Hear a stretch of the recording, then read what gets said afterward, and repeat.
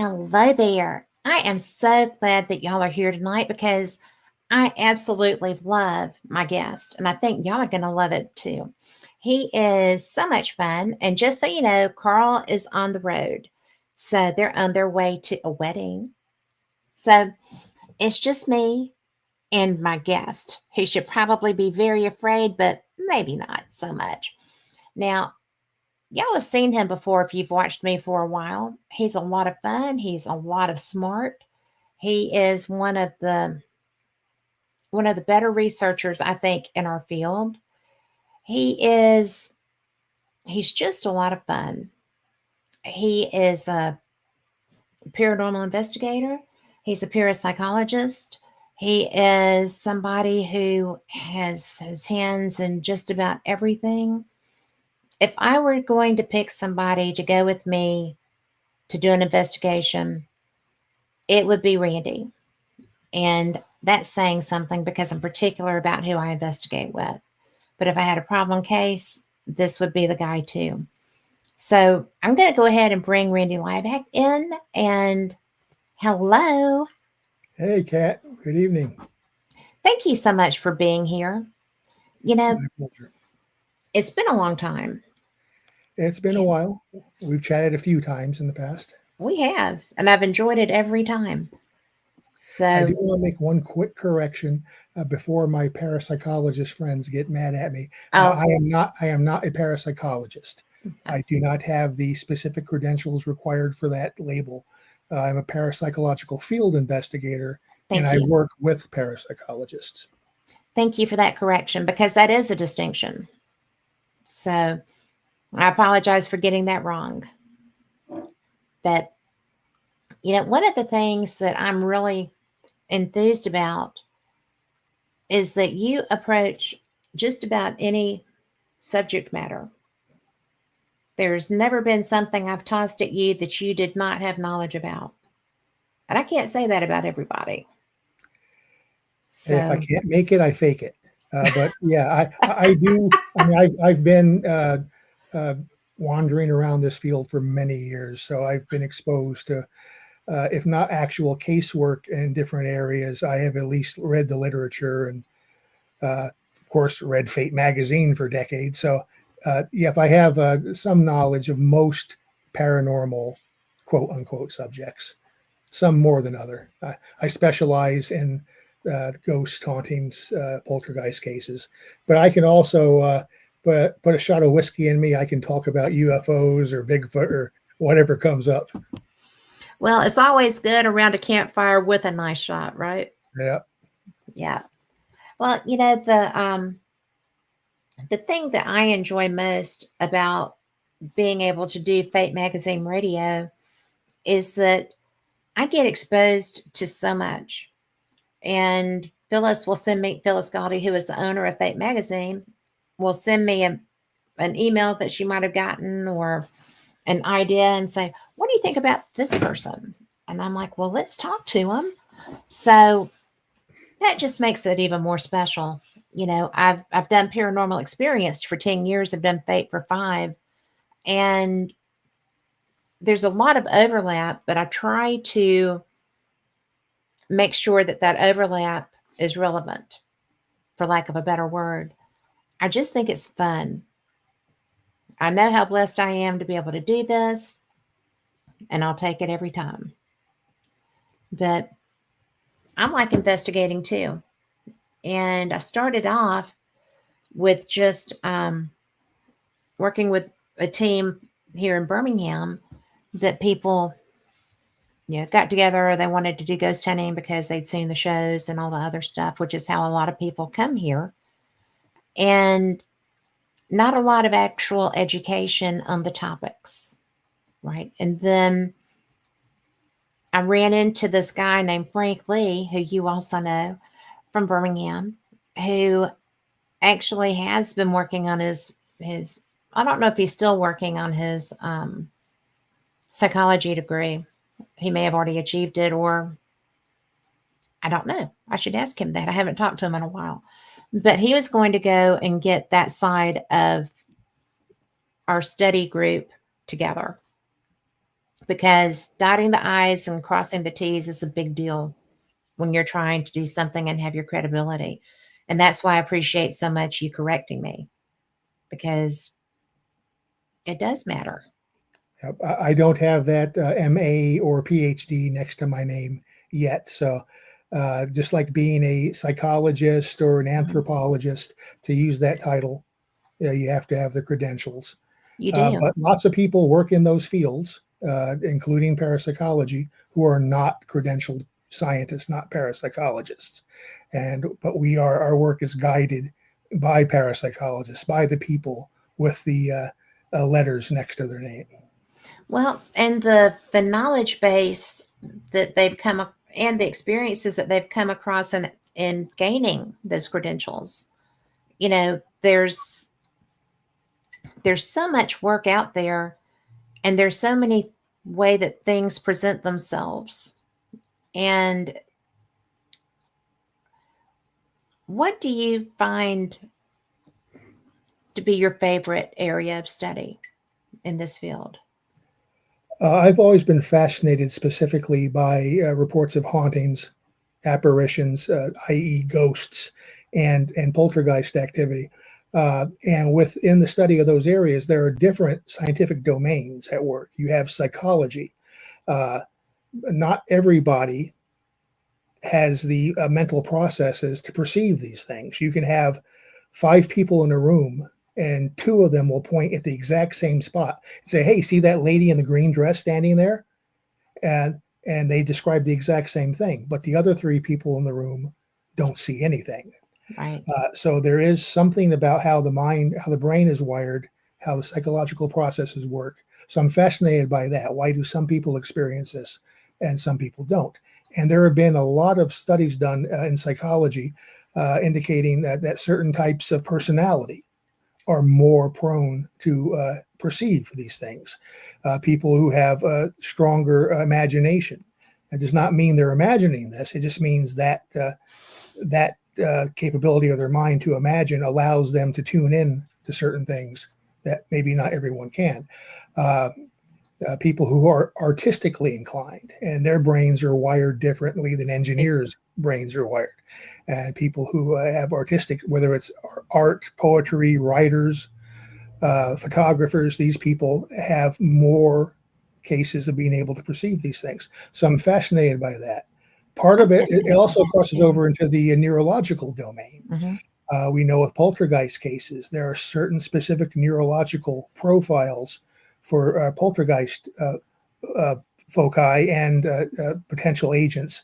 Uh, uh, People going through puberty, and their brains are starting to change neural pathways as they go through that process. Lots of times, kids who are psychic or can see ghosts, who are poltergeist agents, they grow out of it. They grow out of that ability because their brains are maturing. The wiring is becoming locked into an adult permanent network. So there are neurological aspects. There are physics aspects. If a Hmm. poltergeist picks up an ashtray and throws it across the room, and it's not just in your mind's eye, I mean, you film it and the ashtray shatters and you pick up the pieces, something physically happened. Some force Hmm. lifted that ashtray up, flung it across the room. We don't have a clue what that force is. In the field, we use the term energy uh, Yes. a lot, which means nothing. It's just it's a night we have to have some kind of word to use. So energy force is what we use. But I'm fascinated by that too. So it's all these different domains. There's a sociological aspect to it too, and cultural aspect. In some cases, people perceive and report things a little bit differently. In Hungary and Romania, you're not going to find very many reports in the literature of poltergeist cases. So you think, okay, don't poltergeists occur in Eastern Europe? Yes, of course they do, but they don't call it that. The exact same phenomena, floating ashtrays, that kind of stuff, doors opening and closing. The same cases we report here happen there, but they call it a vampire. Uh, Vampire is poltergeistic activity. in Eastern European legend and folklore, particularly Romania and Hungary. They when these kind of things happen, they attribute it to the work of a vampire, and a vampire there is a little bit more broad than we look at it in the West. Here, a vampire is Count Dracula with fangs, goes and sucks your blood. There, a vampire is a supernatural creature with spiritual powers and abilities and can cause hauntings, can cause poltergeist activities. They just don't call it that. There are other cultures where they look at things through a religious perspective, and including in the U.S., there are subcultures here where anything like that happens is the work of evil spirits or the devil. So there's so many aspects, so many lenses you can look at this phenomena through. And that's why parapsychology is a multidisciplinary science. You have to have a little bit of knowledge of all of these areas, including the parapsychological models and theories that have been developed over since the 1800s.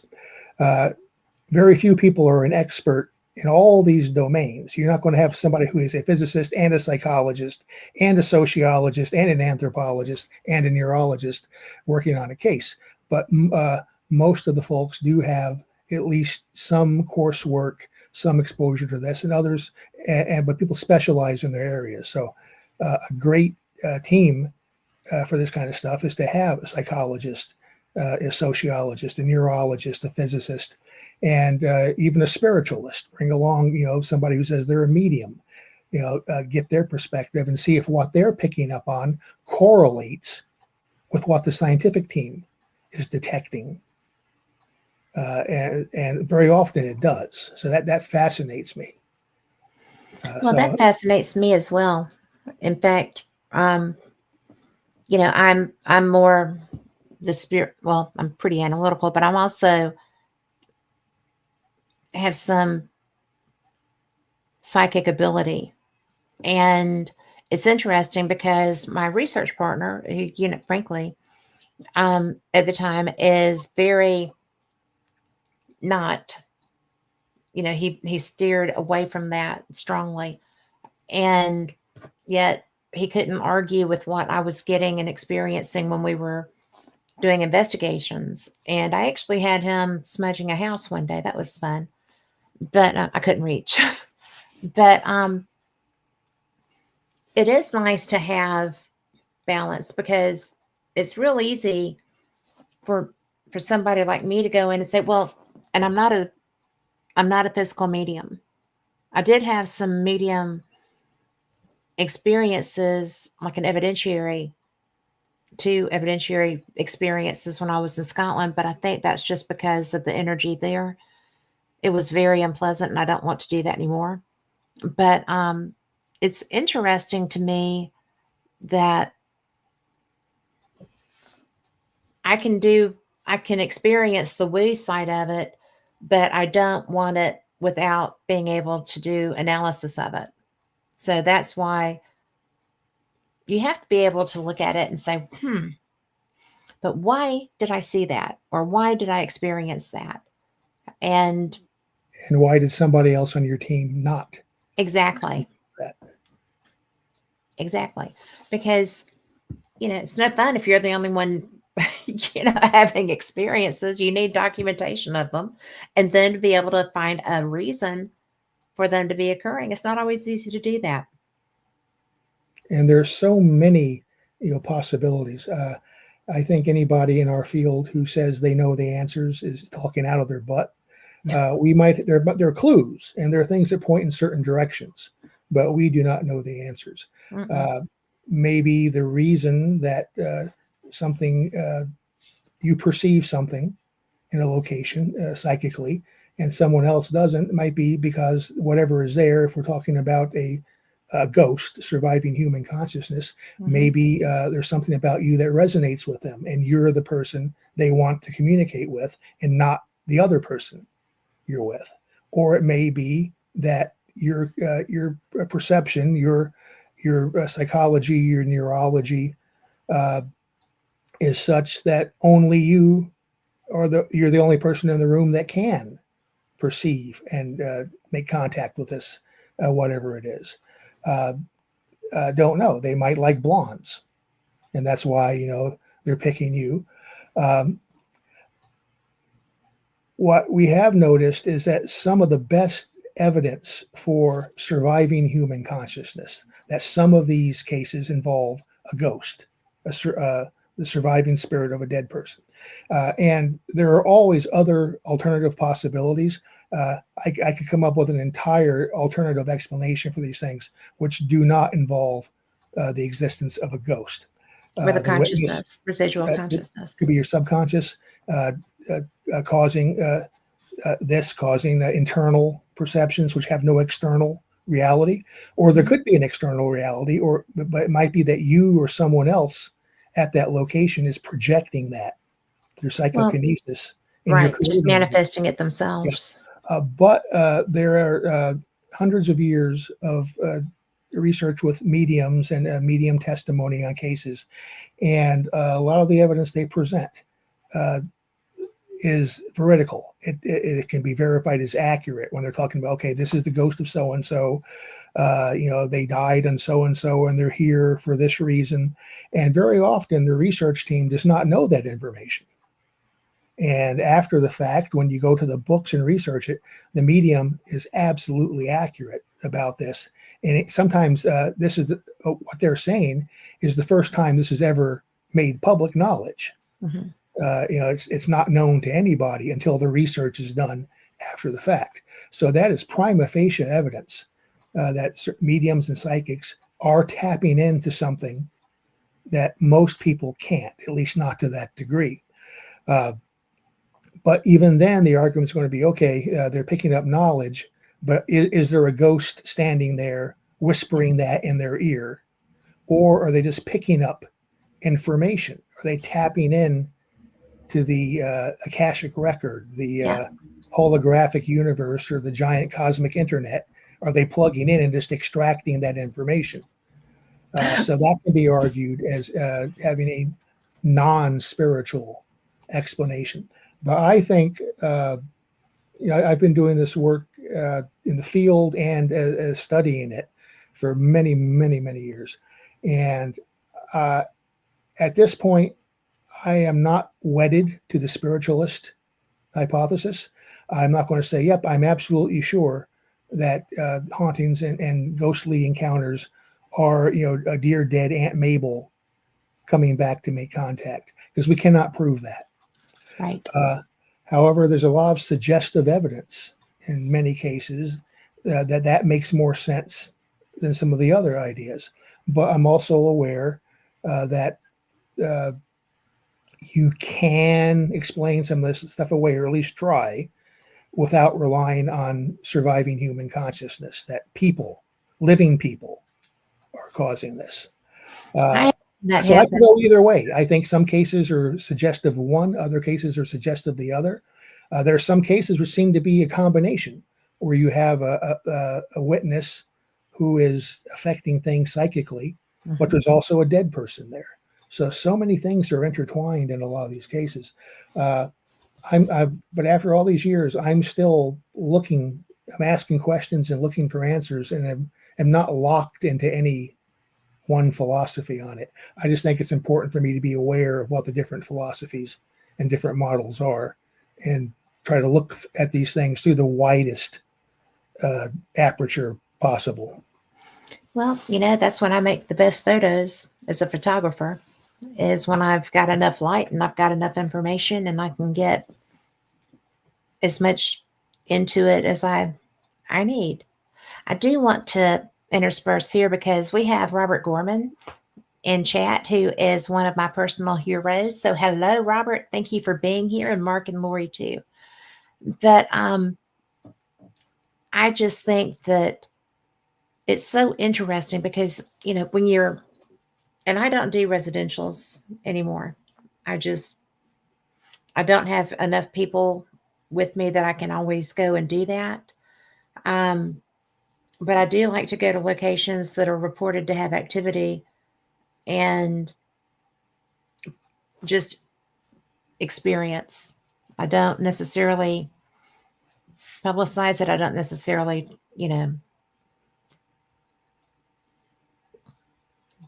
talk about where I've been. but but I like to experience things that I know have a history and that I feel has a strong and fairly well documented history. I don't like to go just to be a looky loo. I want to feel it. And but I do get where you're coming from because one of my one of my very first guests back when I first started doing radio was Dr. Raymond Moody, Hmm. and he is the life after death gentleman. Great author, great researcher, incredible scholar, and just a great human. And he lives near me. I didn't know that. But through him, I got exposed to some other really neat groups that you're familiar with. Um, Ions, there's some, I learned about Edgar Mitchell. I've been fortunate enough to get to talk to people like you, Ray Hernandez, um, just other people that do this from a science standpoint, I envy your role in this because you get to talk to all these people and get to like pick their you. minds, and that to me is amazing. I'm really blessed.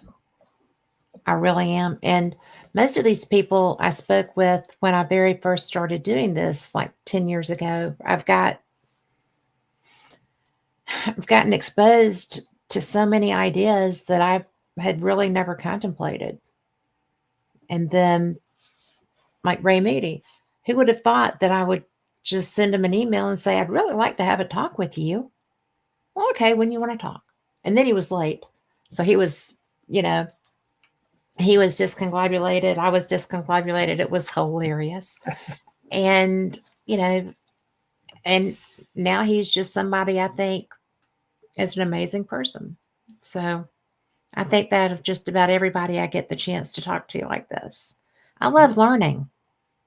And everybody, the names you've mentioned and many others, everybody in parapsychology and psychical research, have their own ideas, Hmm. and They not do. everybody agrees. Parapsychology is not homogenous science. There is no industry standard model that everyone accepts for this stuff. There are parapsychologists. I think probably it might be a little bit risky to say probably, but I think it's quite likely that most parapsychologists do not believe in ghosts I would as agree. surviving human consciousness. They look at it more from this ESP model and psychokinesis model that the living witness is Hmm. creating this stuff. There are other parapsychologists who are completely open to the spiritual hypothesis. Lloyd Auerbach, for one, True. he's had encounters that he's convinced encounters, with ghosts himself. He's seen things. He's worked with a lot of mediums. So even within the field, there are so many different viewpoints, and luckily everybody works together, even if they don't disagree, even if they don't agree with each other completely. But Well, but they're everybody, always professional, I yeah, feel. but, You know, the disagreement is not overwhelming. And Robert says in chats, science reinforces the bars of this spatial temporal prison that we call reality. We can't unlock the paranormal using methods and experiments designed to study our world. I would agree with that to an extent. I've learned, there, there is a growing sense within the field that Robert is absolutely right. yes. That these things happen.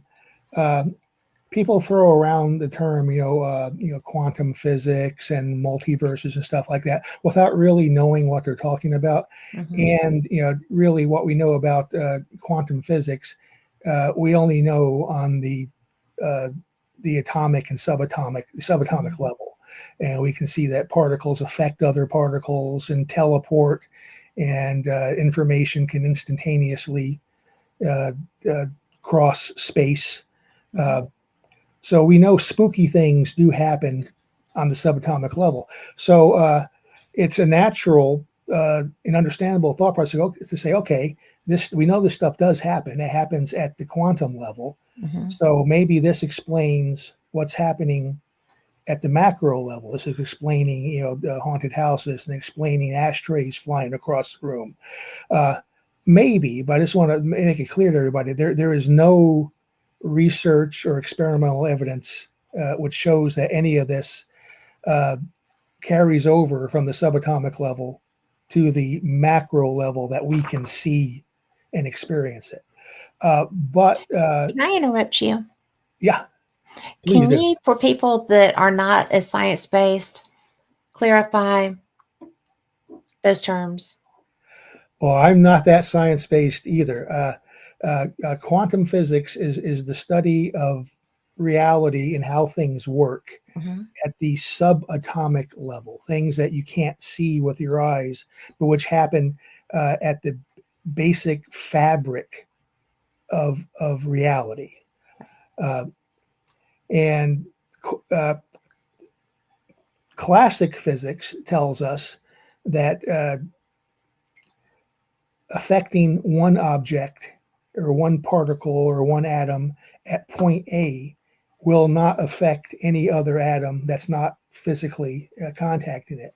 Uh, and that's true. But when you break the atoms down into their smaller components, into the subatomic particles, and then you get into the quantum level where you're talking about things that are even smaller than subatomic levels, they've done experiments which indicate that uh, affecting one item, one particle, will affect another particle at a physical distance. We're talking very minute physical distances. Hmm. You to us, it seems there's no difference, but at Yeah, that level, yes, it's a huge chasm. And affecting one particle that is somehow connected with another particle, and what you do to particle A will cause the exact same effect in particle B. Uh, there are there have been studies done where even observing a particle. Some particles exist as particles, and sometimes they're waves. yeah, And when you decide you're going to observe one, uh, it it will do strange things, which indicates it's aware that it's being watched. How is that in any way, shape, or form possible in our understanding of reality? exactly. They've been doing quantum teleportation, where the particle A through don't ask me to explain the process or the equipment No, they're I using. just love Okay? the discussion. Yep. But using sciency equipment, they are actually able to teleport particle A to a different location instantaneously, like the USS Enterprise's transporters. Uh, so it just boggles my mind. This stuff does happen. It's real. Hmm. No one really understands how. It is counterintuitive for what we expect about how reality works. Yeah. Uh, Would that go back to the Philadelphia experiment? well, I'm not the right person to ask about the Philadelphia experiment because I'm quite familiar with it. I've read the books. I've seen the I mean, I know you documentaries. are. So Yeah, but it's a would work that of be the a kind work of of fiction. concept that's being described? Is the possibility for that? Well, uh, you can always retcon past stuff and try to apply current concepts to it. When Carlos Allende and the other folks came up with that story and sold the idea to Charles Berlitz to write about it, they were not thinking in terms of this could be quantum physics or spooky action at a distance. They were looking at it as manipulation of magnetic fields. This opened up a time vortex or teleportation vortex and a time vortex, and these things happened. I do know there's been a lot of uh, research and in-depth studies into this case done over the years, and a lot of very competent researchers have torn it apart. Hmm. It is a work of fiction. Uh, But is the idea of well, yeah, I mean, it could be. Let's say it really did happen, then some sort of physics it has to be at work to allow things to dematerialize, reappear in different locations in different time periods, for people to become fused into the metal of the USS Eldridge. So some sort of physics has to be at work, and it's not classic physics. It's not Einstein kind of stuff. It's Stephen Hawking's, Niels Bohr, spooky Spooky physics. physics. So yeah, if it was real, something else beyond our current comprehension of reality is at work. And it could be. Again, we're assuming that's a real case, which I'm not assuming. But Well, even in things that I think are real, in poltergeist cases, you have matter interpenetrating matter. The Tina Resch poltergeist case, Columbus, Ohio, mhm, 1984. The family refrigerator had eggs inside the refrigerator. Witnesses saw the eggs passing through the refrigerator door with a plopping sound and shooting across the room and smashing on the wall. That's matter passing through matter, which is mhm. kind of similar to some of the Philadelphia experiment stuff. That was one of Bill Roll's cases that he worked. Uh, there are cases again where inflammable objects burst into flames. There are cases in poltergeist cases where stainless steel kitchen sink faucets burst into flame. Stainless steel cannot burn. It can melt if an airplane hits a skyscraper, but it will not burn. But there's fire, coming out of steel. Uh, these are things that physics tells us cannot happen, but it happens. So there has to be some alternative explanation for it, and that might very well be in the quantum level, where the reality there is not the same reality that we experience, and there may be some crossover. But again, there's no experimental evidence for this, and there's no model to tell us how this could happen. But if you observe something, you apply scientific method. Scientific method is something happens, you make notes about what happened, you say, okay, maybe this is how it happened. Then you test that, and you keep making observations, and you keep tweaking your hypothesis until you get something which is testable, and the test results keep coming up. Yep, this is what seems to be what's going on. We don't really have that in this stuff. We do have some working models and hypotheses for ghosts, dead people coming back from the grave. There's not really a model other than, hey, dead people coming back from the grave without a body. That's pretty simple. It's spiritual. There's not really any scientific model you can have for that. What about the fact that, I'm sorry, Go ahead. I got, yeah, squirrel moment. I'm sorry. But when you talk about spiritual coming back, okay, disembodied, there's not a figure, there's not a body. And yet, often there is an impression of a physical being, even though it's not a living human. Are they just, is that just a simple manifestation? And how does that hit a psyche to allow them to present that? In general, our concept of this is that the ghost has no physical material. Uh, there's nothing there you can photograph. There's nothing there that's reflecting light so that the human eye can see it through a normal vision process. Um, in most cases where people see the ghost, and usually it's a person they see, they don't see a glowing person wearing a sheet type thing or misty. There are cases, there are outlier cases where people see mists and shadows, and I That's think true, some of those yeah. are legitimate experiences. But 99% of people seeing apparitions uh, throughout recorded history have been seeing somebody three-dimensional, full color. They just think you're seeing a regularly living person Hmm. until it fades away or until you blink and it's gone. Hmm. But again, in those cases, it's two, three people in a crowd see it, the others don't. So what's being seen is not vision.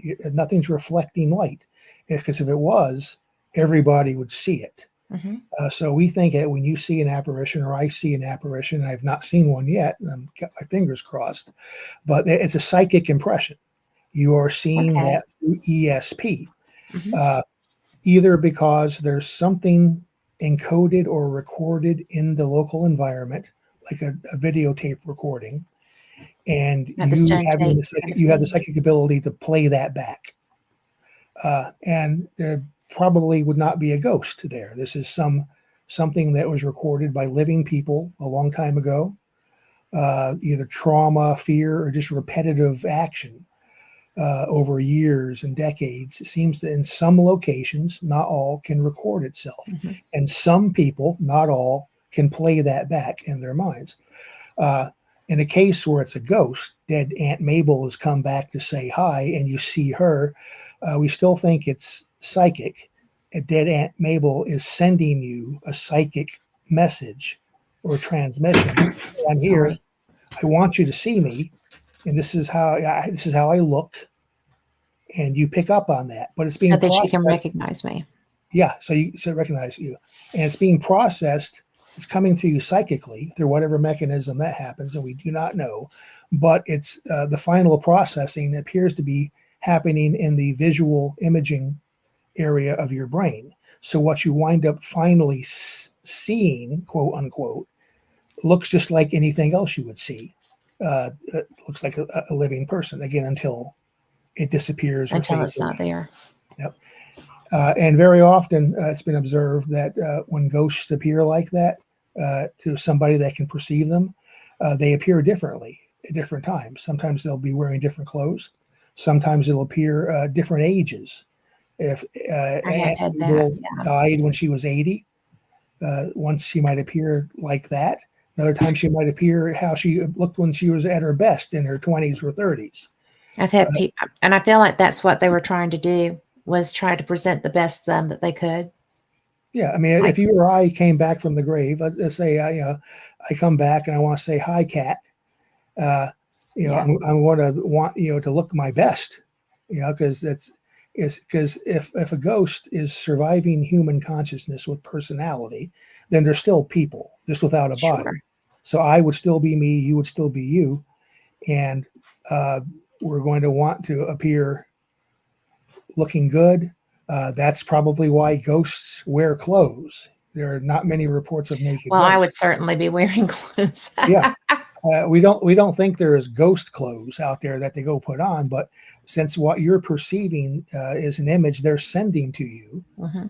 they're going to It's how send an they're image within sharing their own themselves with clothes. you. Mhm. I have a lot of questions in chat, and it's really going to be a lot of fun for you. The dog agrees And too.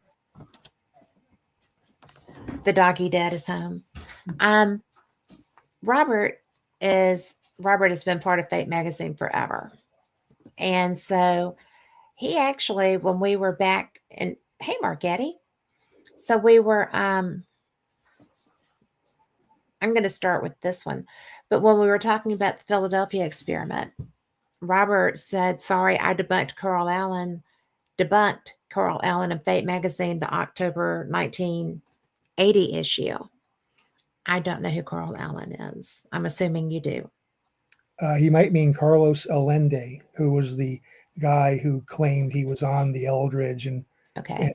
reported all this stuff. Okay. So I'm And also his real name might have been Carl Allen. I think Carlos Allende was a nom de guerre. gotcha. So he had wanted me to ask you about airports. Okay. Apports are very common phenomena in poltergeist cases, not so much in hauntings and ghost cases. But Okay. an apport is something that appears out of nowhere Which from is some so weird. unknown location. And poltergeist cases, you'll have. I've worked poltergeist cases with apports, with coins and rocks appearing. Um, Never seen one pop into existence, but I've heard them and caught them out of the corner of my eye when they go whizzing past. I do have colleagues I've worked with who've actually seen these things appear midair, and you'll have again coins. uh, sometimes religious items. Uh, One case, the group I was working with back in the 90s, they were working a case where hosts, the Catholic wafers you put on your tongue during communion, the hosts were popping into existence from empty space in a closed room.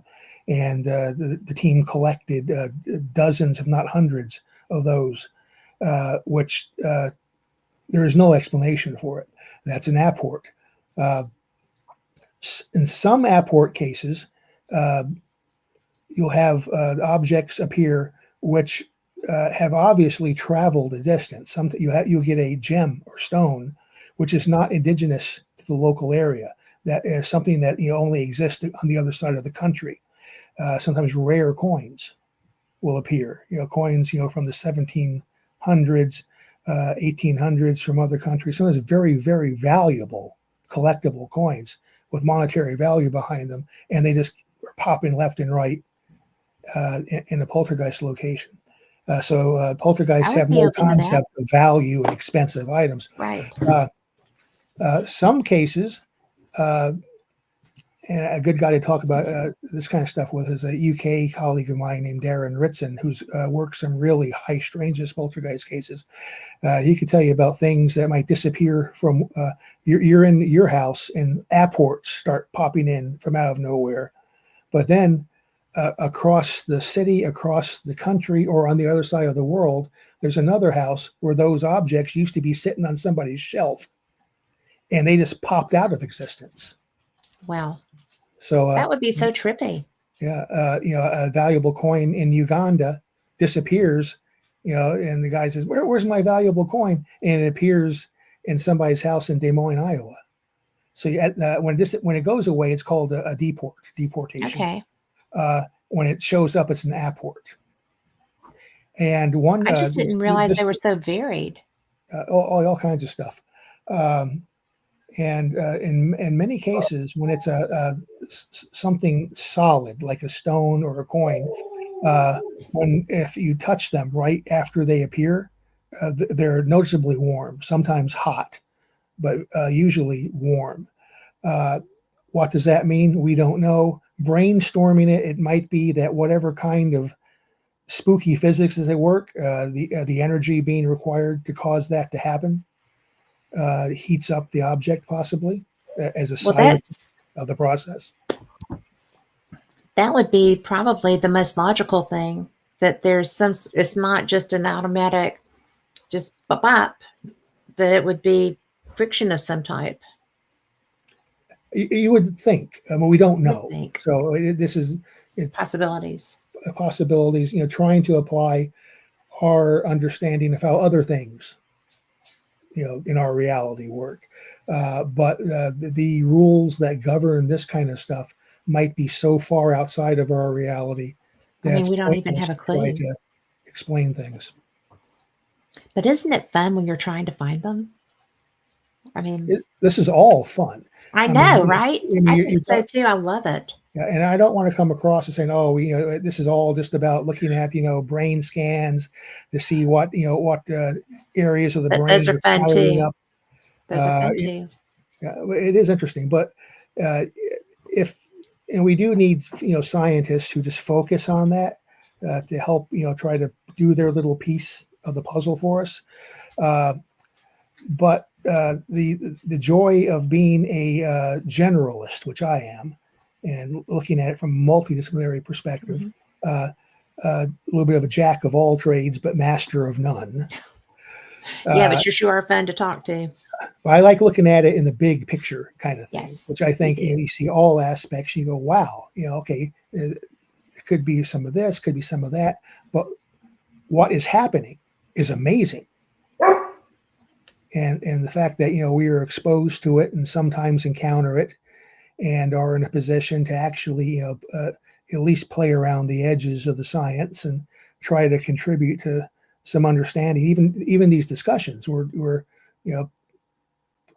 helping to contribute to at least brainstorming that put thoughts in people's heads. Hey, I hadn't thought about this possibility before. Or maybe somebody in your audience after the show, we'll talk to somebody else about it, and they'll compare notes and expand and come up with ideas that we haven't thought of.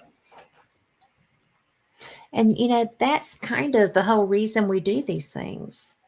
You know, you you research, you write, you study, you do everything. And people need to know what people like you are thinking. That's why people put out papers, that's why people present. And for somebody like me, I go and find people like you, right? Like you and yeah, Ray, one, all these people. And because I'm so curious, and my listeners are too. I mean, I did this when it was Paranormal Experience 10 years ago, and I had never had a dream I would be hosting Fate, right? So to be able to have the access, and because people want to share that, people like you're not trying to do this in a void. You're trying to get information and share that and put it out there. And you mentioned Lloyd, Professor Paranormal himself, he is trying to educate everybody. And I cannot voice enough the respect I have for you researchers that are sitting there doing what is a lot of times really dry work, but you're finding so much information and you're able and willing to share it, I, and you do it in such a way that it's interesting and people want to come along. I think I can best describe what I do. People say, "Hey, Randy, what do you do in the field?" I'm not a Ghostbuster. So, because if I found a ghost, the last thing I want to do is bust it and get rid of it. I want to No sit doubt. I there, want it there. want to talk to it, and you know. Yes. But I think what my best role, not being a scientist, but being exposed to the scientific fields, and I work and I'm friends with parapsychologists. I'm friends with Mhm. Lloyd. I work with parapsychologists at the SPR. Uh, Yeah. the I think my role or reason to exist in this field is to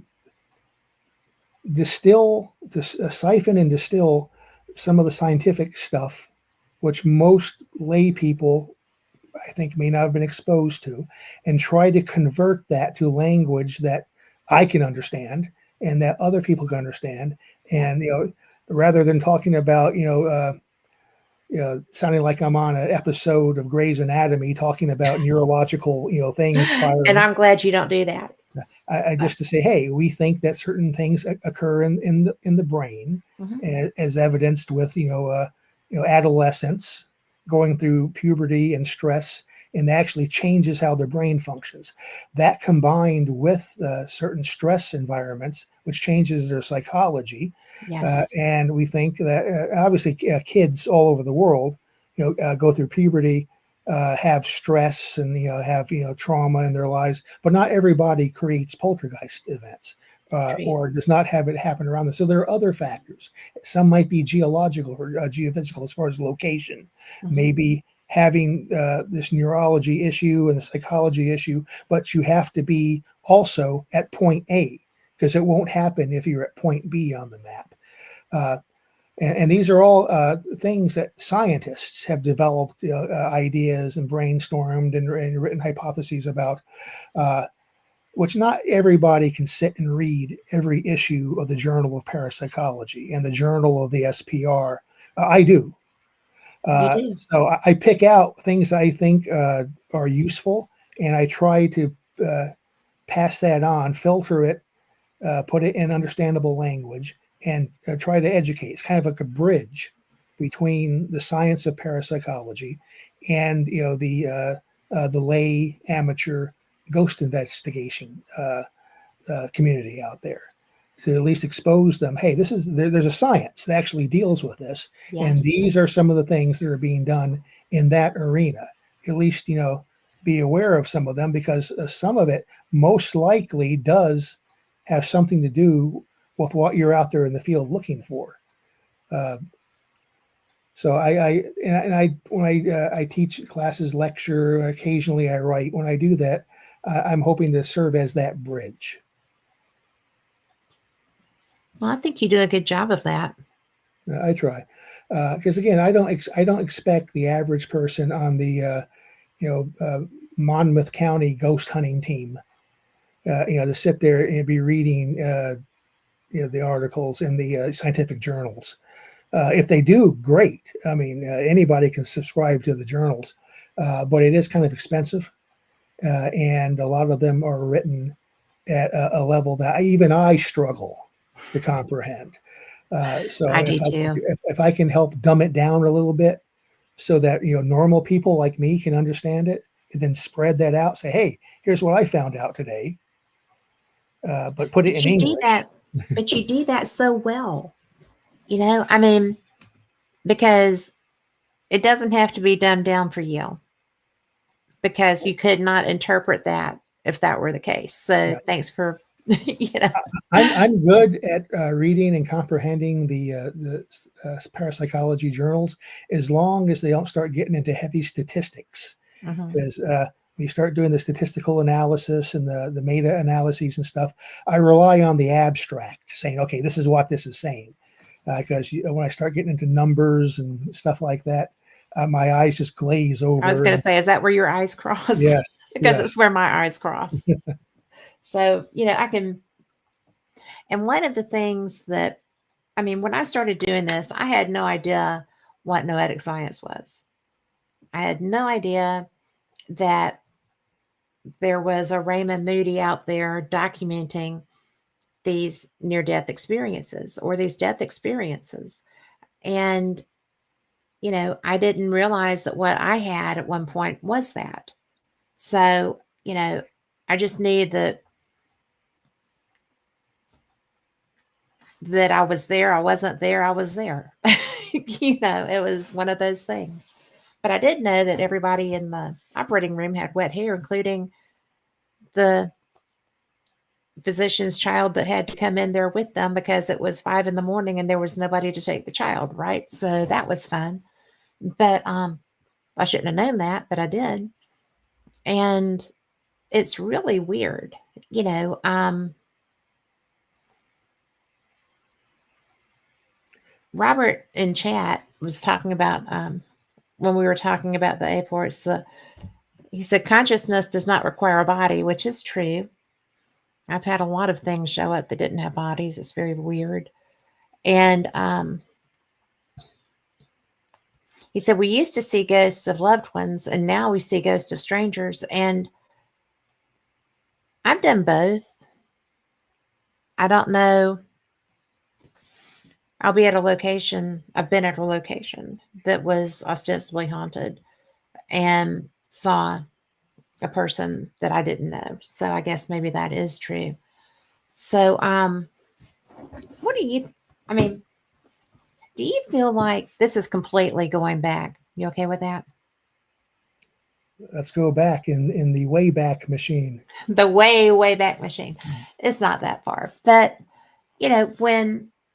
when people, like I said, I like to go to locations. I've stopped doing residential work because I don't feel safe going into an environment where I'm not in control of it, and other people can be doing stuff. I don't have anybody to investigate with right now, so I'm not going to do that.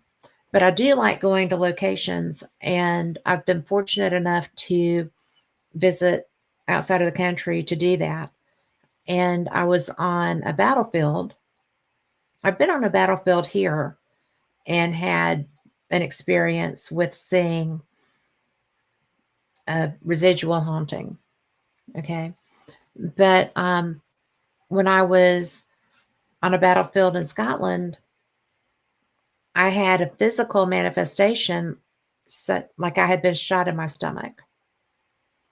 And it was weird because only one side had guns, and I would not have expected to be shot on a battlefield, hundreds of years later anyway. But and I still have pain from that every so often. It's like there's a residual pain that just kind of lingers with that. And it's not very often, but it's periodic. So, have you had any experience with researching a case that it was not a true injury, yet it still had residual I've not stuff? researched a case with those factors myself. I've experienced it myself, though. Have Uh, you? one guy who could tell you a lot about uh, feeling sensations of distress and pain and illness from haunted locations would be Dr. Barry Taff.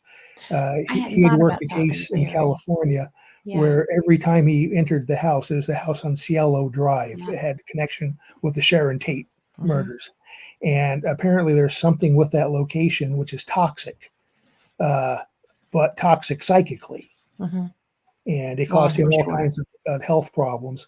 Uh, and he doesn't think it was a ghost there doing it to him. It was something embedded into the environment, some Hmm. change to the energy dynamics. The one thing I've felt, which may or may not be along that, uh, I'm a psychic as a brick. I go places. I'll have a psychic with me sometimes, and they'll say, "Hey, Randy, right there in that corner." Uh, and so I stick my meters down there, and I've actually gotten readings. Uh, Once I was working with a, a psychic who's no longer with us, but his name is Peter James. He was prolific back in the 90s and early 2000s. And I worked with him on a case, and we're at a house, and he says, "Randy, right here in the corner, right down there is a little girl." So I stuck my trifield meter, magnetometer down there, and the needle started going crazy. And then he's gone. She's gone, and the needle stopped. But I didn't see anything. I didn't feel anything. He said, "Put your hand there. You'll feel a tingling." I did not. Other people who were there did, and they said they felt it. I don't think I'm wired. However, I've been a few places where I've actually felt stuff, and these are public areas. Hmm. One was Gettysburg Battlefield. I was Yeah. in the Farnsworth house, and the attic of the Farnsworth house there was a sniper, I think a Connecticut sniper, and he was shooting into the town, and he caused the one civilian fatality during the battle. Jenny Wade Hmm. was in a house down the street a ways, and they think the bullet that killed her went through the door of her house. They think it came from the sniper's nest in the attic of the Farnsworth house. So I'm doing a ghost tour, and they're showing us around the house, and we go up into the attic, and I'm sitting. Had to find a place to sit on the floor, so I'm sitting near a window because it was a space where nobody else was sitting. And the tour host said, "Hey, you're sitting in the exact same spot where the sniper was," and he fired through that window. And uh, even before she said that, I was starting to feel very uncomfortable.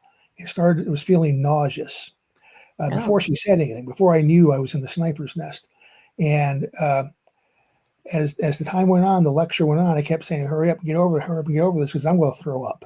I just know a wave of nausea that I couldn't control. Finally, the group got up to move somewhere else. As soon as I got up and walked away from that window, the wave of nausea was completely gone, instantaneous. I didn't like slowly get better, didn't fade away. Boom, just like it when it came on. So I don't know, who knows, but I've always thought, maybe was I picking up some residual sensation of terror and fear of some young sniper in that window in the 1800s who was so scared that he was trying not to throw up. He was feeling nauseous. It Maybe I'm makes picking it up on makes that. as much sense as anything else would. Yep. Uh, It and other really places is. I felt stuff not like that, but in New York, French Quarter of New Orleans, Mm. I've walked into different buildings, and as soon as I've crossed the threshold in a couple of places, it's the instant, whoops, Toto, we're not in Kansas anymore. Time to go. Something palpably changes. The air gets denser. Uh, your hearing changes, like you're inside of like you're underwater. Do you Uh, know where those places were? Do you know the name of some of them? uh, I wrote them down. One was there are several voodoo shops. Uh, Yes. And one of these was in a voodoo shop. And when I walked in, I felt that, and my legs started like wobbling, like Yes. electricity, and my legs were shaking and Was buckling. it a large voodoo shop? Oh, I don't remember. It was one of the major ones. Rob Zombie. There's Marie Laveau's voodoo shop. There's Doc Zombies. This Rob might have been Zombie this. does that to me. I cannot. It might have been Doc Zombies. I walked in there and I had to leave. And but the thing was, I didn't realize what was going on. The reader in the back was doing a reading, and I was there with some, adolescents that had wanted to go to a, and their parents were with them. And so we're sitting there, and when I walked in the door, this woman behind the counter was like, and just deadlocked on me. And I was like, "Yeah, hey, how you doing?" And when I went to the back of the store where the other checkout place was, where the girl was looking at the candy skulls and stuff, I could feel a palpable wave coming from the area where I found out the reader was. And she was reaching out. And it was very disconcerting for me because I'm not dark, but that was. And I mean, I hadn't even seen the woman, I just felt her. And I was just kind of like, we need to go. So let's go ahead and pay for that and let's get out the door because I felt like it was focusing on the younger people. And was, I felt like I was perceived as protecting them. So I was a problem. And all of this stuff, which I had no idea. I'd been in that shop several times, but I've never been able to go back in it and even stand inside of it because the energy that comes at me is just so, I don't know if they recognize me or if it's just something that they set up. I have no idea how that works. Do we have But time for a short anecdote yeah, about that? always, Uh, you have I was another hour. You got as lots in of anecdotes. as in New Orleans, and was going on a ghost walking tour throughout the French Quarter. The tour started at Doc Zombie's Voodoo House, Hmm. and as you got your ticket, and they passed out these cheap plastic Mardi Gras beads that they said were blessed by the resident voodoo priest for protection as you're wandering through these haunted areas. So he's passing out these cheap white beads to everybody. The guy looked like he would be somebody from Doc Zombie's voodoo house. He looked like a voodoo priest. He Yeah. hands me the beads and he goes, "You come here, come here." Pulls me aside, says, "This is not a joke. You wear these. You need to wear these beads. They know you're here." So, Yes. okay, that's interesting. It pulled me aside, no one else, and he did not know who I was. He was not. He didn't recognize me from something, most Yeah. likely. Uh, they pulled me aside. Wear this for my protection. Okay, did the tour. Nothing happened. Uh, got home back to New Jersey, and it got home late from the airport. So I opened up my luggage, and I had all my ghost hunting gear with me. So I had tri-field meters, Geiger counter, a bunch of things that have flashing lights and go beep. So I took all that stuff out, put it on the floor next to my bed. Everything turned off because I'm not stupid. I don't waste batteries, and I can't sleep when things are going beep beep beep beep and lights are Nope. flashing. So everything was off. Next morning, got up, went to work at the police department. Came back at like 4:30 p.m. Walked into my apartment where I lived alone, and no one else was in the apartment or had been in the apartment. All my gear is laying on the floor next to the bed, all lit up, going beep beep beep beep beep. And the Mardi Gras beads are laying on the floor next to this stuff. So okay, maybe I had a brain fart. I know I turned this stuff off, Yeah. but we all have brain farts. So okay, no big deal. Turn everything off. I'm still. It takes me 2 to 3 weeks to when I get back from a trip. It takes me that long to actually put stuff back away and unpack properly. So the stuff was still on the floor the next day. I go to work, come back home, walk in the door to the bedroom. Everything's on the floor. The lights are flickering and going beep beep beep beep beep. Okay, okay. this is not me just forgetting to turn this stuff off. Right. There's something going on. And of course, my mind goes back to Doc Zombie warning me, they know you're here. So the next day I go to work, everything's turned off, but I'm at work all day. All I can think about is when I get home and this stuff is going to be on, and I have my little camcorder with me at work. So when I open the door, I want to film it immediately to get evidence of this. Of course, now when I'm looking for it and expecting it, I go home, everything's off. Nope. So I still, that's one of those things that to this day makes me go, I And know, right? I still have the beads. They're right next to me on a shelf, but I'd get them, but I'd get off. I'd have to be off camera for a minute. So It's okay because it's so New Orleans is its own world. But I find it interesting that you were at the Rob Zombie voodoo shop because that is the only place that I have had that problem. And there were 4 adults and 3 kids, okay, that were together. We basically did a death march through the French Quarter because the kids wanted to sit. But anyway, so we're walking out, and my friend is behind me, and she was in front of me, and she turned around to say something to me, and she was like, her face was like, ah, and she's not prone to theatrics. And I was like, what? She said, somebody was walking behind you and then they weren't there. And I said, well, as long as they're not there, we're good. I don't know what to say. But no, that was one of the most, and I'm really not prone to flights of fancy. I do not get wigged out easily, but I could feel it was insidious. It was like so dark and so strong.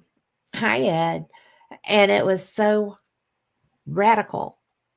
I mean, there was intent behind that outreach.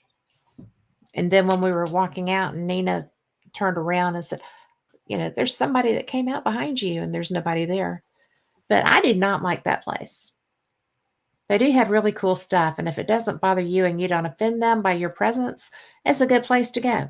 But I have a friend who is a voodoo queen in New Orleans. She goes by Bloody Mary. She does a really good job. She's got a neat museum.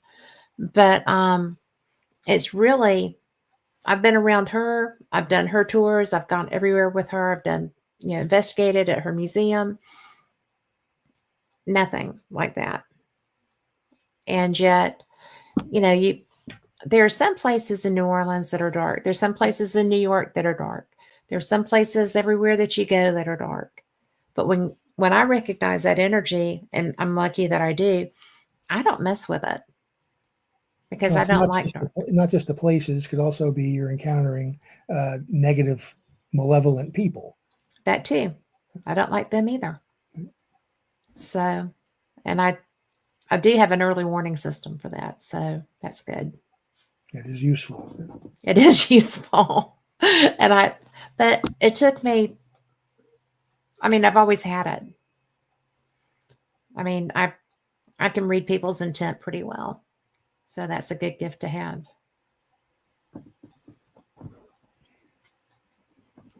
And I've Yeah, lingered on I've it. been to New Orleans maybe 5 times, I think 5 or 6 times. I'm supposed to go later this month again, but there's air traffic controller shortage at the Newark airport, and flights are being canceled and delayed for 10 hours and stuff. So I'm postponing my trip because I don't want to deal with airport hijinks.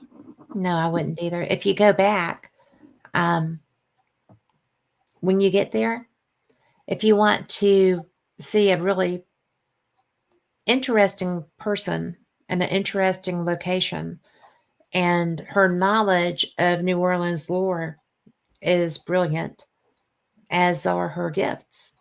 But I can connect you with her, and Oh, I'd I'd be glad to appreciate do that. Yeah, that. And and you would really the enjoy more it. contacts I have, the better. She would be an interesting study. I think you would like that. Cool. So, because, voodoo is its own thing. We don't really talk about the side of manifestation of these type things. When people are actually, um, it's just weird. You Most know. people in parapsychology would poo-poo the idea of voodoo having any influence, external influence outside the people's expectations and fears. Hmm. Uh, that there's no malevolent energy or force being externalized. That you cannot be cursed. There's no such thing. It's all psychological. But there are others, Dr. Peter McHugh in the Hmm. UK, for one, Yeah. who's written a book about curses and that the idea that they might have some objective reality uh, that externalizes into space, and people can be encounter that and actually be influenced at a distance. Uh, and even if they don't know the curse has been placed Hmm. on them, so it's not expectation or suggestion. So different folks have different ideas about this. I remain open minded because I just don't know. Well, I think that I don't know about being able to manifest actual curses. I know that if you believe in something strongly enough, then that can happen.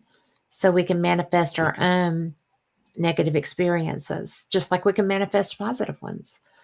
But I do feel like that if somebody is, it's such a lame word, but if somebody is manifesting with negative intent, I feel like I feel like that's a dangerous thing to do because what you put out comes back if you really believe what they're supposed to. But I think that it's really naive to, because it's energy work, and energy work is a thing. People can manifest different kinds of energy, in my experience. So, as a faith or a practice, maybe I wouldn't be, you know, that person. But as far as working with energy with intent, I would have to say I do believe in that. And that energy could be done, bright light energy, or it could be something dark Absolutely. and negative. There have been studies, research programs done, which strongly suggest that that targeted prayer Hmm. does have an effect in healing. I That agree. when you Yeah. have two people, both with an illness or cancer or whatever the illness is, the you'll have one person who a group of people will sit around and pray on a regular basis, either at the location or remotely from a distance.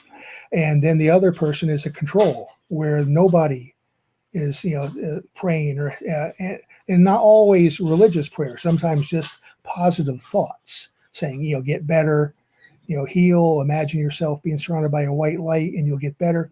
Oh, in the studies, which are legitimate, Yes. parapsychological studies, uh, the person who was prayed for had better outcome, healed faster, got better quicker than the control subject.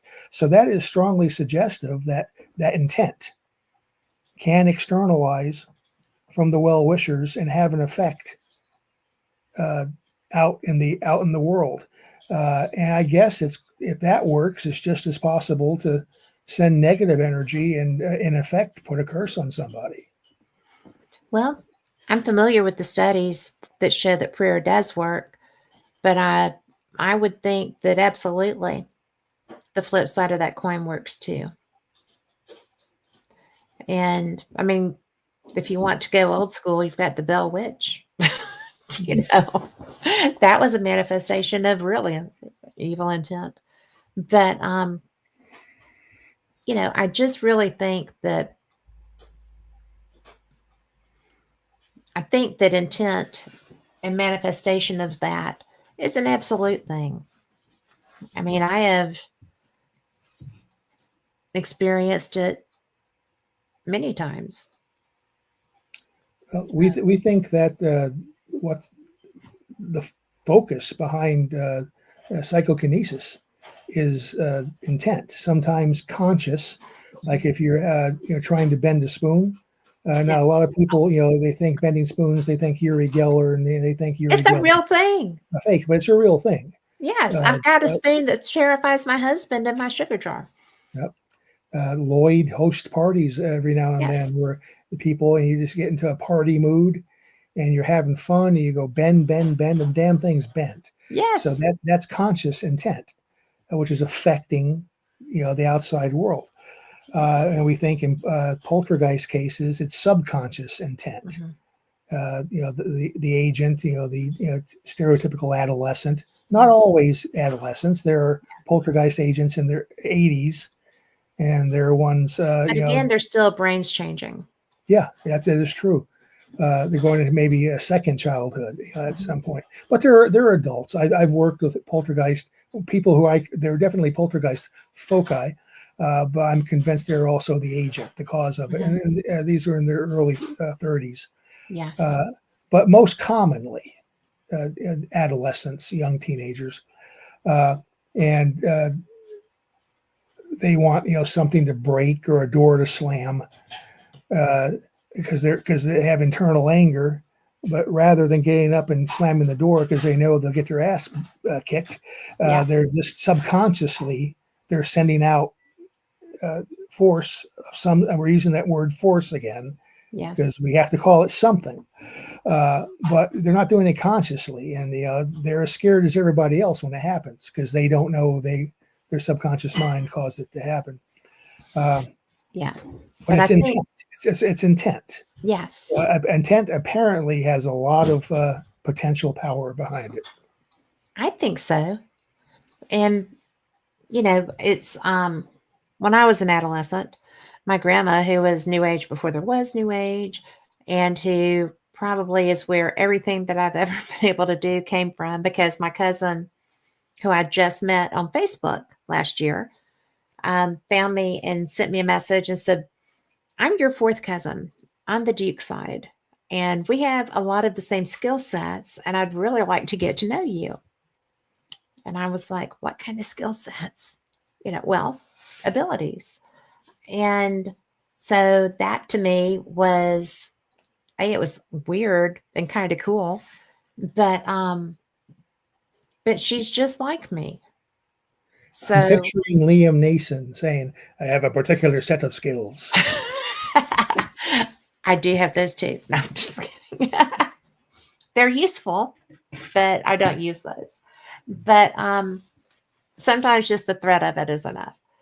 I think that it's interesting because this is a woman I've never met ever. She is someone that,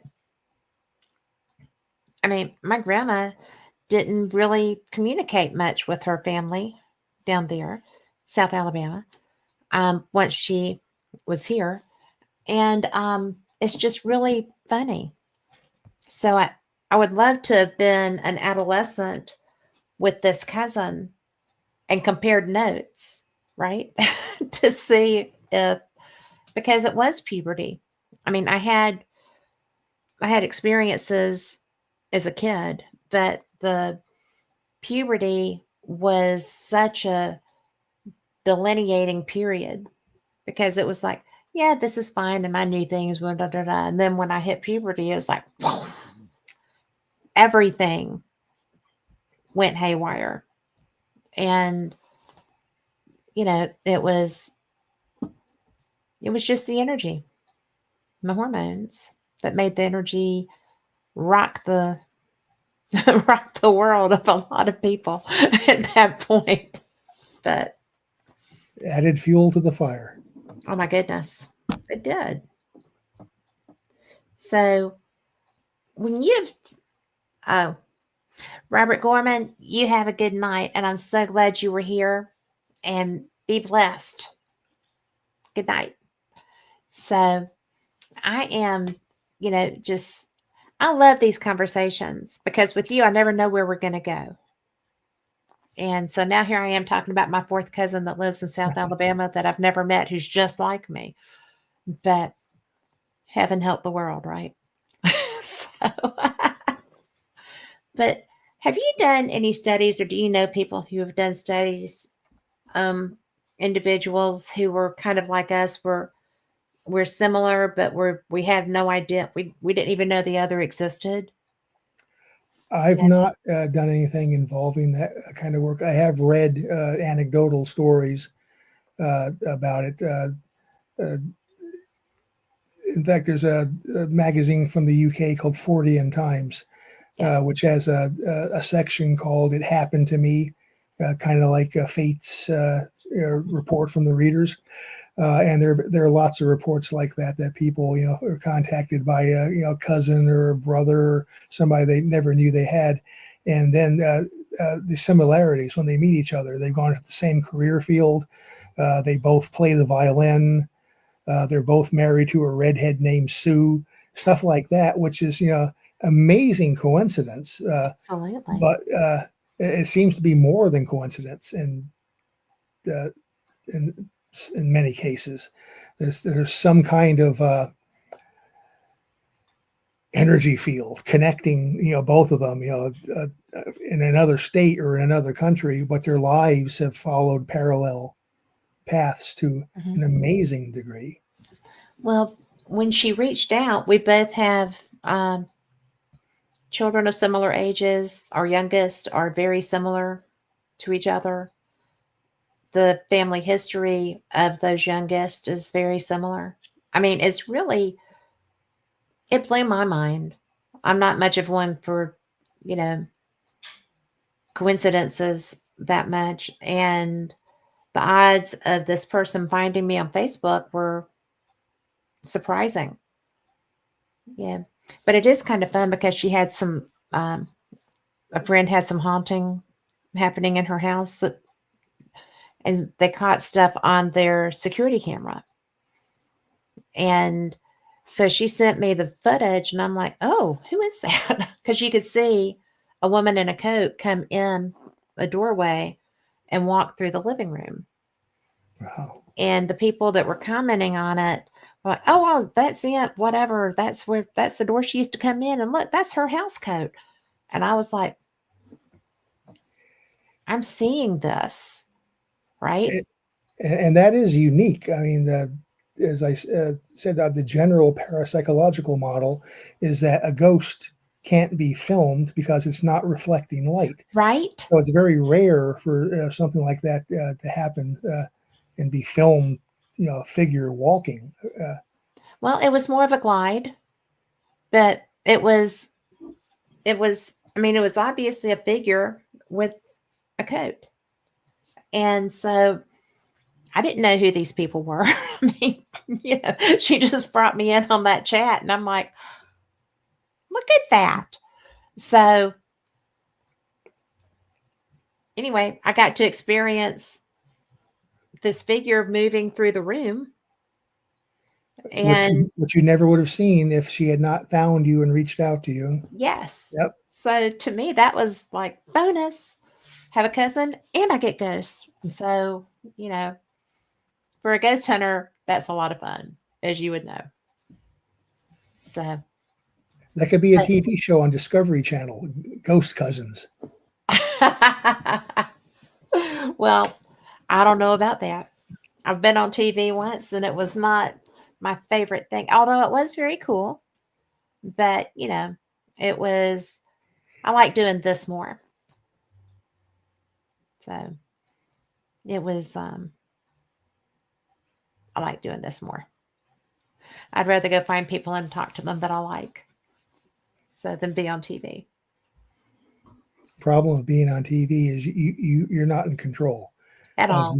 of the editing of what they present, how they make you look.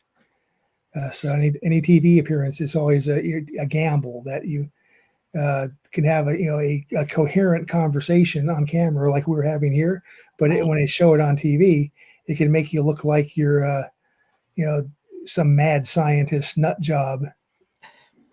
Have you heard me talk? But it was actually a lot of fun. It was about an experience I had at a friend's jail. And it was my first experience really at her jail. And I'd gone to do a live show. and I offended the ghosts that lived there, and they let me know. Uh, And I was just kind of like, no, you don't get to talk to me like that. It was, I did kind of get fired up because they were messing with my equipment, my recording equipment, because I was going to do a live show. And so I was just like, you've got to, and it just kept getting worse. I had a producer at the time, and he was like, I can hear everything. I'll let you know if you need to leave. A few minutes later, he said, you need to get out of there, take your stuff. But she has a portal, and so she turned it on. And I was just like, you're going to have to start. I am too mad. And we had a discussion. And when I said my piece, the spirit voice through the box said, really? I'm like, really?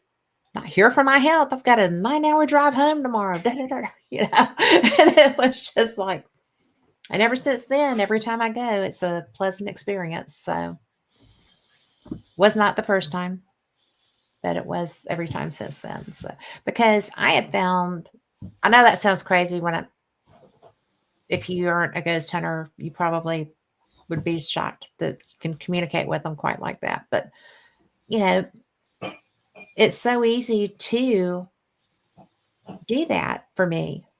And I think it is for a lot of people.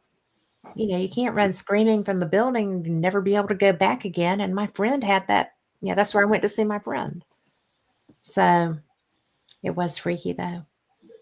Have you had something that made you absolutely just go, holy crap, this stuff is real? I don't, I not with 100%. Uh, Really? yeah, I've not had an absolute because, as I mentioned, every model. Oh yes, this stuff is real, definitely. I have not had anything that has convinced me that there are ghosts. I don't have psychic ability to have communication with them like you do. I've never filmed anything because that's exceedingly rare. Uh, I've had experiences where I've seen objects moving under their own volition in a poltergeist case. Um, but again, somebody could always say, "Oh, that's some micro tremors underground. It's causing the house to vibrate and it's causing that to move."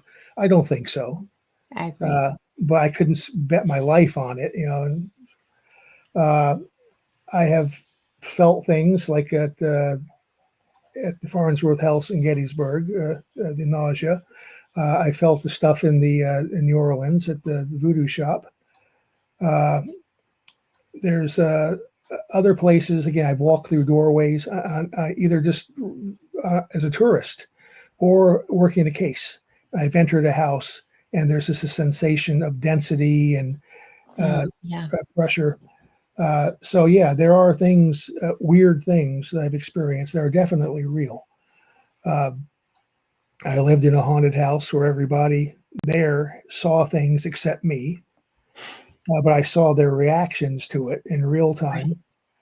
time. So yeah, I'm convinced that there is real stuff. But again, until the day I see, the apparition of Aunt Mabel appear in front of me, then I blink and she's gone. Especially if I know Aunt Mabel's been dead for 20 years. Hmm. That's the holy grail moment.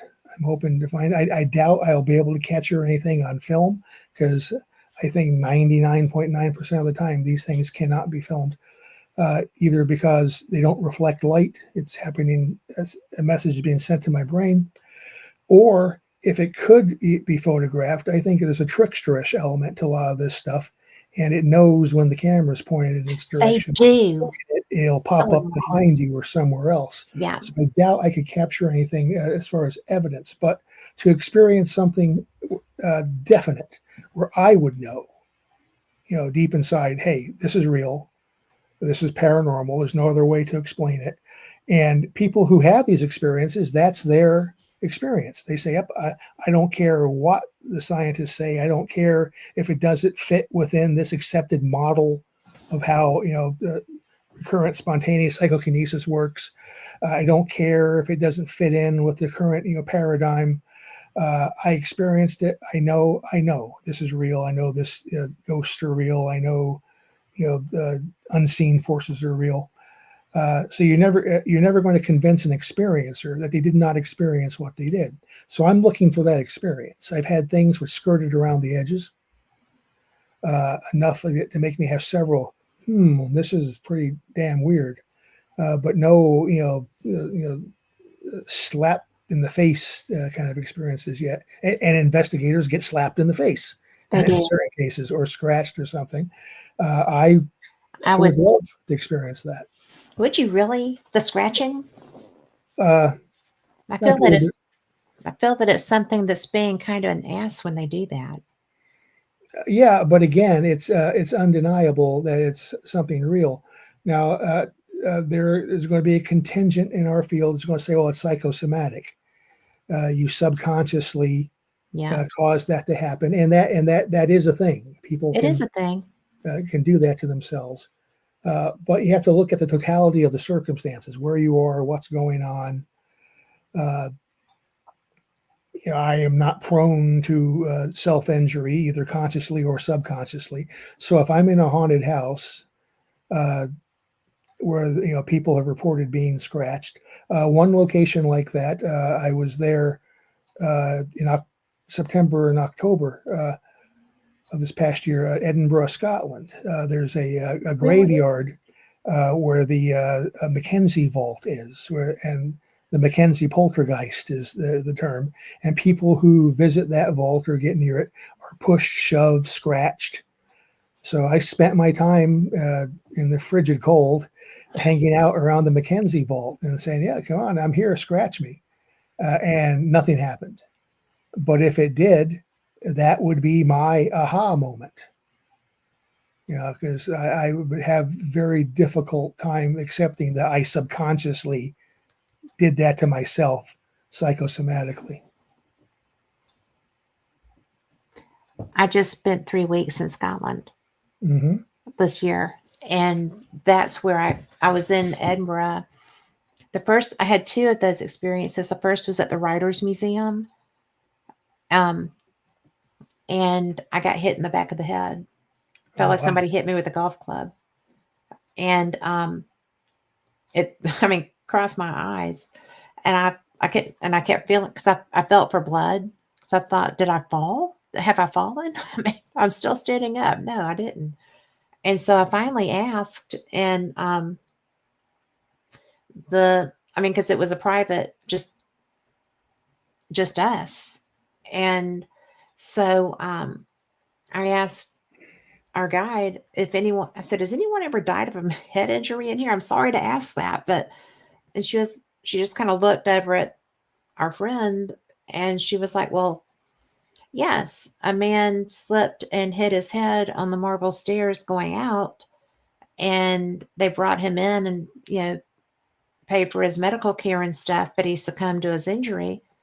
And I was like, "Well, where was he?" And she's like, "Well, the paperwork for his bills and stuff is in the room you just walked out of." And I was blown freaking away because I didn't know what else to ask. I didn't know how to say somebody just nailed me in the back of the head with a golf club or something. But my co-investigator, Lori, who's in chat, looked over at me. She's like, "What is wrong with you?" And I was like, "I just got hit in the head." And because she saw me reach, and I guess I went pale. And that was the first time I've ever had a physical manifestation of somebody else's symptoms like that. And and then there was an actual backstory to go with that, which blew Hmm. me away because the people that were there's faces when I asked that question were dumbfounded. I mean, and they just kind of looked at each other and looked at me, and then she told me. And then when I got shot on the battlefield, I was just walking, talking with a friend, and all of a sudden my abdomen, it felt like, the size of my fist hit me in the abdomen and went through. And, you know, the English were the only ones with guns there at Culloden. I was on Culloden battlefield. And so it was in an area where I'd been told, sometimes there's activity here, but I wasn't focused on that. I was chatting as I was walking across, down the path. And so it completely took me by surprise. And again, I don't have residual from the head, but I still have residual from the abdomen. So, and I've got to tell you that I don't really want that skill set. So if it could just go away from this point on, I'd be fine with that. I have no idea what initiated it. I've never had it before. Uh, So, those things are very commonly reported in the literature. That's one of the most common things is feeling a specific sensation, which, but an actual injury sensation? yeah, that's actually very common. Uh, Really? hmm uh, People report, yeah, people with mediumistic abilities, psychic abilities, report, the feeling of being shot, being stabbed. Uh, and then they do the research and find out that, yep, okay, that experience that I felt happened to this person at this time at this location. And when all those things correlate with each other, that is a significant evidentiary value when that happens. Well, but can you turn it back off? Well, I'd be a little bit concerned about your abdomen still being painful. Usually, this is a Well, there's transient. nothing wrong with me. I mean, You've been checked out. yeah, Okay. because I didn't That, know why it was still doing that. I don't know. I've not heard of that. That is uncommon. Uh, But it's not all the except time. It's almost like a phantom, well, phantom pain that it just periodically does it. It's not constant. It was constant for a while we were there because we still had another week after that.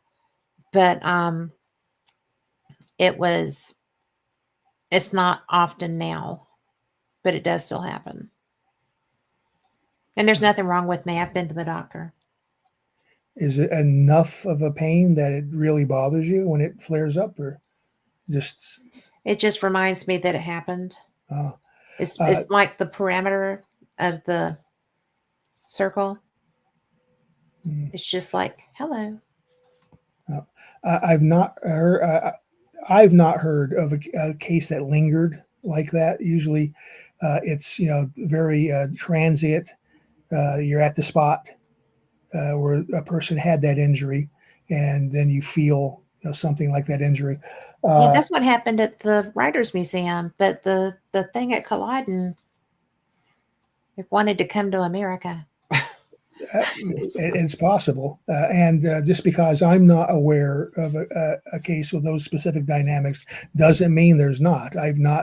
I've certainly not reviewed every person's experience in the literature of the I field. just So, I just had no idea, really, that that was a common thing because I'm yeah, not a medium.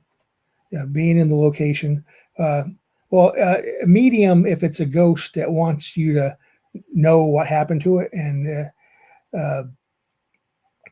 it could leave you a message through an EVP, saying I was shot, or it might just give you the sensation of what it felt like when it was shot in the gut. Um, it is a common thing. That's if it's a ghost. Most likely, though, it's a place memory. The Okay. person was shot or injured at that location, went through so much terror and pain that he somehow imprinted the local environment uh, Okay. with that, and like in a residual haunting, you're picking up residual, Pain. not just images, not just sounds, but it can also be sensations and feelings. Uh, Well, I am good. It. I mean, I'm very much empathic to people's pain. So so this could be just a hyper energized version of the same thing, I rather than didn't just like it. generally. Well, I wouldn't like that either. That's very disconcerting. And but I'm surprised that I didn't know that was so common. Well, none of this stuff is common, like uh, car accidents. Car Right. accidents happen every day, hundreds around the country. Hauntings and encounters like that are relatively rare altogether in the big picture. Not every house is haunted. Not every battlefield, you know, people have experiences there, but there are some that do. There are a certain number of houses that are haunted. Not everybody can perceive or experience these things, but certain people can. You're one of these people. Uh, so, but within the plethora of specific phenomena that are reported at haunted locations, feeling pain, feeling sensations, which often corresponds to known, documented, specific injuries to someone who was there, someone who died there. Well, there are 1,465 Jacobites that died there, and they weren't the ones with the guns. And 500 British died there who did have the guns. So there was a lot of death to choose from there. So it was really, I mean, it was surprising. I was shocked. It But, definitely caught you off guard because you were not expecting that. well, both of them did. And I decided that if that's what an experiential medium is, I'm done. I'm not going to be that anymore. Everybody could just go away and leave me alone. So I don't mind telling stories, but I don't really want to have that kind of experience to Yeah, tell. and I think the feeling, the pain, physical pain issue is probably most common with mediums. There are reports mediums say, "Oh, I feel a horrible pain in my eye." It turns out the person they're talking to got shot in the eye during a battle, so they do pick up on things like that. And so I'm assuming in that case, since it's a medium talking with a spirit, that the spirit is just sending that transmission to them. Hey, this is what I felt. Want you to feel it too. Yeah. It was just, you know, I wasn't I wasn't looking for that. I had not invited that. I was just, I mean, at the Writers Museum at that point we were just doing a tour before we investigated. Seeing the rooms and, you know, just touring the Writers Museum. And I did not anticipate that at all. That was not on my bingo card for the trip. And I was just like, it is interesting because the energy in Scotland, you were there. The energy there is so it's very strong to me. And very few places did I not feel like there were experiences around. I I love Old Town Edinburgh. I could walk there 24/7, wouldn't be nervous, wouldn't be scared. But some of the places have such energy that it's why Greyfriars, Greyfriars Cemetery there was one of the really active places that I felt, but And not in a I bad spent a way. lot of time there trying to feel something at Greyfriars, and uh, nothing came out to play with me, and I didn't pick up on anything. The places I felt like a weird sensation that things had changed, as in Old Town, they have all those closes, those Yes. Oh my dark gosh. uh, corridors and alleyways, Hmm. and in a couple of those, I felt like a weird, sensation. And a There's couple of them have reputations for being haunted. I think Mary's, Mary uh, King's Close. yeah, That was actually, and I went in there and did a tour, and it was. Did you go down? I did not go down. No. It would be worth you feeling it because it's not necessarily the hauntings, but the energy there. Because people lived there so many different times because they had to go underground because of the bombardments. That's why the closest the underground living is down there. Mhm. People were down there in fear. People were down there. I mean, families living in one room, and they dumped their waste over the sides out the, going down. And smallpox was prevalent through those. There was so much illness through there. And the there were a lot of I was particularly drawn to a place called Advocates Close. I never got to go down into it, but that particular one just called me. So if you go back, check that one out. I But plan on going back. Yep. oh, good. You know what? If you ever go to Scotland, you'll always go back. Yep. That's what I was told. And so far, haste ye back is what I hear all the time from my friends. And I'm like, I'm trying. So, I want to go back to Edinburgh, spend some more time uh, doing specific ghostly stuff. The last fall, I went. I had my wife with me, mhm. and she's terrified of all that stuff. So a lot of the places I wanted to do and snooping around, I couldn't really do because it would terrify her. Uh, but I'm going to go back on my own. I want to spend some time in Edinburgh, then go out to Inverness for a few days, go Nessie hunting. Uh, I went to Fort Augustus when I was there, and was out on Loch Ness for a couple of hours. But I need to spend more time with Nessie. Me, a bottle of scotch, and Nessie. That's the there is trifecta. there is a person there when you go to where the restaurant was, which was closed when we were there. But there's a guy, and he is the Loch Ness hunter, and he has like an old Airstream there. Oh, Steve Felton, I think his name is. Yeah. Knock on the door, and he will come and talk to you. Ah, And my friends laugh at me because I'm a beach girl. And so anywhere I go, if there's water, I'm putting my feet in the water. And I did at Loch Ness. cool. And so it's really the that water, it's cold. I'm used to the Gulf of Mexico. But the energy of that water, because there are divers everywhere, it's so pretty. Um, you will absolutely enjoy spending time with them. Yeah, good. He was actually on my list of people to make contact with. I know he makes and sells little ceramic Nessie. Nessie things he sells. Well, Uh, I didn't get to talk to him, but my friend Mikey did, Mikey Thompson. And so definitely knock on his door okay, sounds like a plan. and he will come and talk to you. There's also a Scottish UFO and paranormal conference there that you could, it's very small. It's not like what we're used to here, but it was still interesting because Malcolm Robinson was speaking.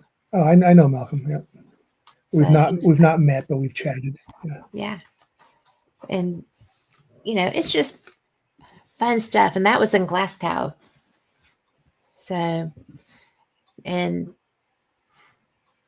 we'll talk about all the places off the air because I envy you getting to go back soon. It's a wonderful, wonderful place.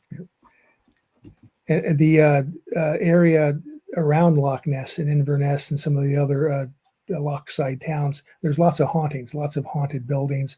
You got Yes. Boleskine House on the shore, which had a history of haunting ever since Yeah. Aleister Crowley lived there. Yes.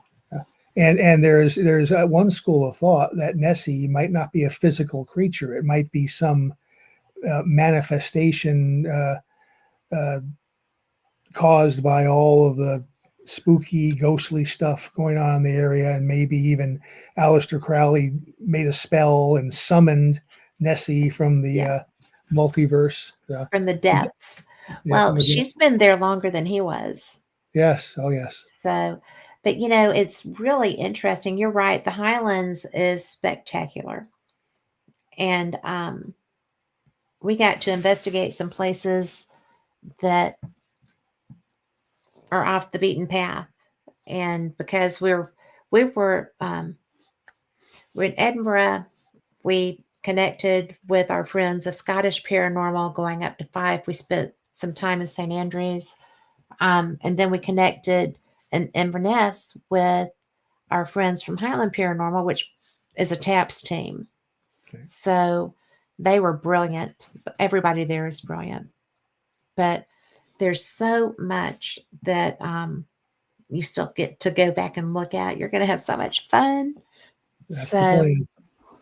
how long are you going to be there? Don't know yet. I'm looking at summer of next year. I want to do a week in England. I want to go to Cornwall. I have a Oh, colleague who's going to take us to the Jamaica Inn, which is supposed to be a very haunted inn yes. on the shore there. Uh, some more stuff in London. I love London. I haven't Uh, been yet. and then after that, head back to Scotland, do a few days in Edinburgh, then head up to Inverness for a few more days. Well, Inverness is brilliant. And they have the oldest house in Scotland there, the Abertoft House, which is beautiful. And it's just, you're going to absolutely need to connect with these people because they are Scottish Paranormal is a true research group of ghost hunters. They are, in fact, they were Ryan O'Neill. One of their founders was Scottish Haunted Scotland and on Haunted Ireland, also on the Discovery Channel. Very, very professional investigators. So it's a lot. They're good people, and you would you would do you would be a lesser if you didn't get a chance to meet them. It would be fun. As the time gets closer, I'll make contact and I'll drop your name. Do that. Do that. I'll actually send a thing and let them know that you're coming too. Cool. So what do you have that you're going to be other than having this wonderful trip this summer? What else do you have coming up? What kind of research are you working on or I have no active field investigation cases. And every year I get fewer and fewer calls for that because all those uh, people who are experiencing stuff are calling people they work for these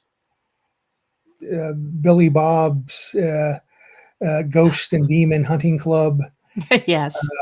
and that's not what I do.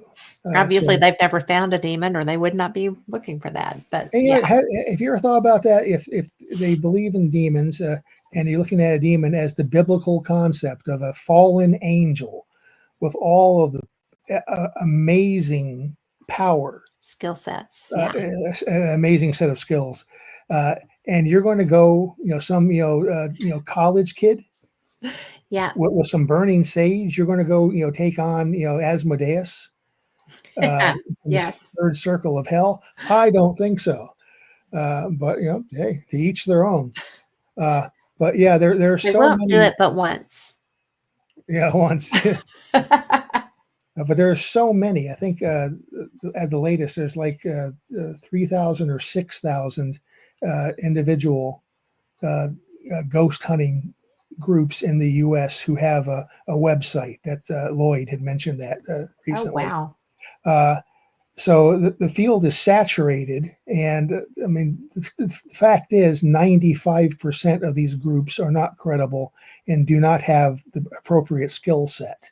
They might be uh, uh, have their hearts in the right place. A lot of them are just in it for the thrill, to be running around graveyards at night and getting drunk. But there's so much diffusion in so many different groups that Yes. I no longer get. And Lloyd told me he had the same problem too, that he doesn't get the calls for cases anymore. All the people ask, well, what TV show are you on, or are you an affiliated TAPS family member? Oh, you're not. Oh, then you're not a professional. Oh, okay. Uh, That's so not the requisite. but so I'm not doing that much field investigation unless it's like doing stuff in Scotland and in Gettysburg on Mhm. my own, like you do. Uh, Well, I am doing a research project. I am, and if anybody listening has any leads for me, we're all familiar with the concept of sleep paralysis, Mhm. where people are laying in bed, they wake up, they are awake, but then they realize they can't move. They're paralyzed, and Mhm. they feel a sense of impending evil encroaching on them, and they'll see figures. They'll see dark shadows or figures or demonic looking creatures enter the room. And they're terrified, they're in fear of their lives, they can't move, they can't scream, but eventually you struggle enough and you can break out of that and you yell and everything is going on. Uh, uh, Science, parapsychology, and medical science looks at that as a purely uh, medical Mhm. and neurological phenomena. You are you're awake, but you're still partially in a dream state. And when you're dreaming, the body sends chemicals throughout the body to paralyze you, so you can't hurt yourself while you're dreaming. If you're dreaming that you're running, you don't actually want your legs Right. running in bed, so your body paralyzes yourself. So we think it's all uh, well. The model is it's all a medical thing, nothing supernatural. There's no entity entering the room. I have come across a couple of cases out there in cyberspace where people have mentioned, yeah, oh, my wife saw this thing too.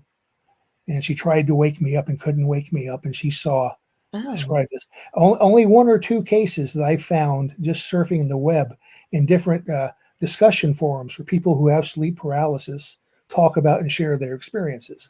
It's not paranormal discussion groups. It's sleep paralysis discussion groups, but a couple of people had mentioned that somebody else saw and experienced what they experienced. Uh, so I want to do a survey uh, through all. I'm going to reach out to the parapsychological groups, the societies, the journals, and I'm going to reach out to the support groups for sleep paralysis and see if I can find any more of those stories where it's more than one person. Because Right. if it is, if there is a uh, enough of a number of cases, one case might be an outlier, somebody might be making something up. But if I can find more cases where it's multiple experiencers, that opens up a whole new can of worms. And this may go nowhere. I may not find any cases. It might not happen, Well, other if you than the don't one. try, you'll never know. Yeah, but I want to look because if I can find something, this could be profound for the field. Mhm. Multi witness, multi experiencers. So Well, uh, that's gosh. what that's what I'm going to be delving into. Well, you'll have to keep me up to date on that. That's interesting. If it goes anywhere and I find anything, I'll definitely talk to you. Thanks. Well, thanks for talking to me now. My pleasure. I have enjoyed this so much. I really appreciate your time Thank you. because I know that our listeners do too. So, I've got your website on everything that I use to promote the show. Do you want to go ahead and give it to them here? Okay, it's ghosthunter.iwarp, iwarp.com. And I think that's the I've got that website. right. It's ghosthunter.iwarp .com. because I'm warped. So I thought it was the appropriate I website. wasn't going to go there, but okay. And you can also just search for my name on Facebook and find my Facebook page, and you can follow me there. And read his work. Also, you can find on the website, you can find some of his papers on his Facebook page. And I just appreciate you. I have forgotten just how much I enjoy our conversations. We're going to have to do this again soon. Definitely. All right. And for everyone listening, you're the reason that we do these shows. I appreciate y'all being here. If you're listening to this in rebroadcast, I hope you enjoyed it nearly as much as I did. And we will see you next week. Same cat time, same cat channel. Good night.